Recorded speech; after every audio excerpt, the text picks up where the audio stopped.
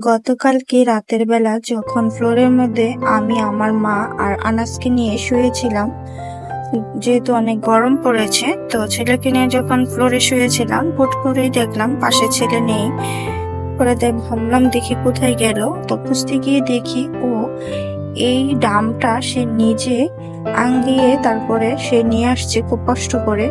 দেখি সে এখানে যে আমি পিঠা বেজে রেখেছিলাম, তো সেই পিঠাগুলো সে নিজের হাতে ডাম এনে তার নানুকে দিল এগুলো দেওয়ার জন্য। তো সে তার নিজের হাতেই নিয়ে খাচ্ছে।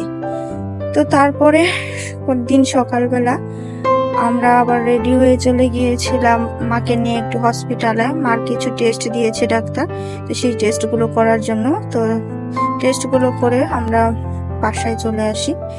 এরপরে বিকালবেলা ছাদে গিয়েছিলাম ছেলেকে নিয়ে অনেকদিন পর একটু বাতাস খাওয়ার জন্য, যেহেতু বাহিরে প্রচুর বাতাস।